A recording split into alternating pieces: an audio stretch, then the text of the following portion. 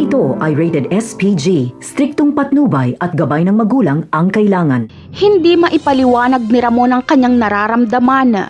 Hindi na lang basta pagtanaw ng utang na loob ang nararamdaman ni Ramon kay Marites. Dahil ang totoo ay may pagtingin na siya dito.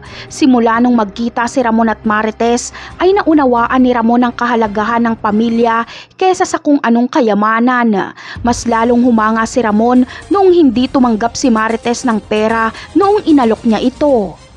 Marahil ay ito ang sagot noong nananalangin si Tanggol sa simbahan ng Quiapo na sana daw ay muling mabuo ang kanyang pamilya. Balang araw ay mabubuo ang pamilya ni Tanggol pero hindi ang inaasahan niyang pamilya kasama si Rigor kundi pamilya kasama si Marites at ang tunay niyang ama na si Ramon.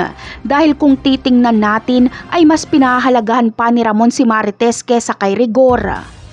Kapag patuloy na magpakita ng kabutihan at pagpapahalaga si Ramon kay Marites, ay hindi malayong ma-inlove si Marites kay Ramon. Dahil ang ganitong klase ng pagtrato ay uhaw si Marites dahil hindi niya naman ito naranasan kay Rigor. Walang ibang ginawa si Rigor kundi init ng ulo at sisi kay Marites sa kamalasan ng kanilang buhay. Samantala, habang nasa ospital si Marites ay dadalaw si Olga. Magpapanggap na naman siyang si Beng at kaibigan na nag-aalala kay Marites. Pero sa pagkakataong ito ay makikita si Olga ng espiyan ni Ramon kaya mapag-aalaman ni Ramon na pinuntahan ni Olga si Marites.